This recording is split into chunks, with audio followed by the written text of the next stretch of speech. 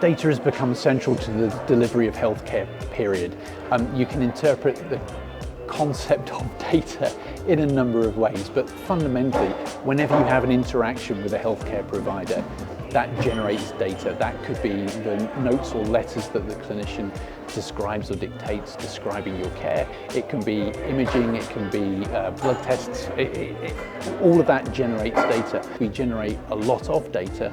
It's largely treated as an archival asset or something we can lean on if we need to, should we need to go back and revise our treatment plans for a patient, or patients can be assured that the history of their treatment is recorded somewhere, so it's available to other clinicians. The problem is, each type of new technology results in more voluminous data.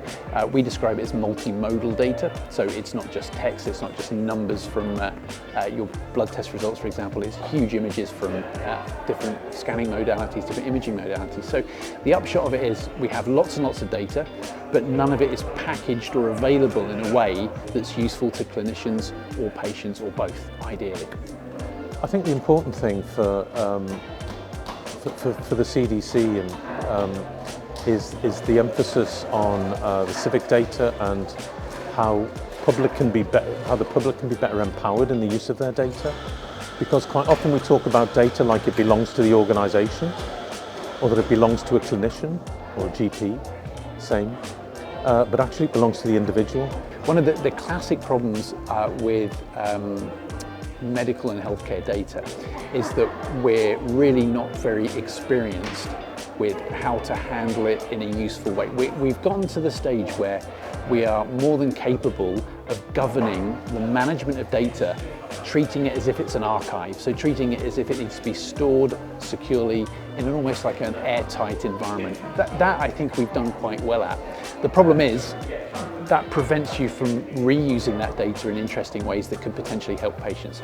So what we're trying to do now is learn new ways of doing that. And the really exciting thing about the Civic Data Cooperative is that's a mature organisation and collection of experts that I'm very privileged to have access to, I should say, that they are looking at ways of leveraging that data in secure, trustworthy ways that mean, as clinicians, we can do something more interesting with it to improve patient care, and hopefully for patients also that data can be available to them in a meaningful way. So the thing that excites me is that the CDC is one of the few examples of an organisation that brings together all the relevant expertise, almost like in a consultancy, exclusively focused on taking all of this data that we have stored and siloed away in this archival format and making it useful.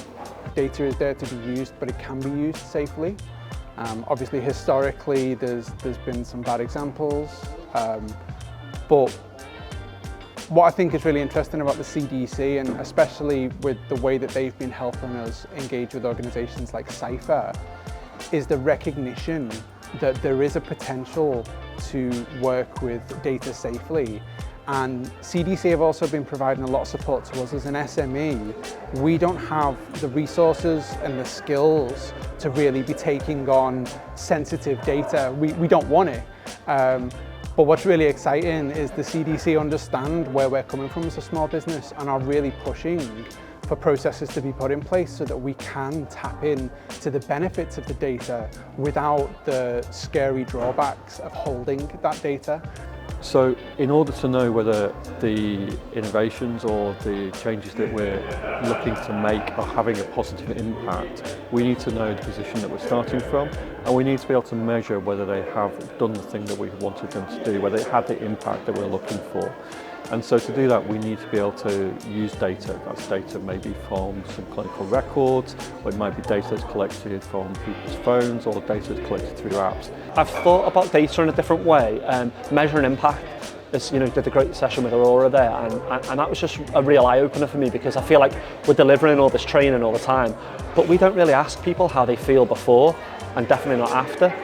We do an evaluation in terms of like, how was the training, and we have a tick box, but I think it'd be nice to start to unpack that a bit more.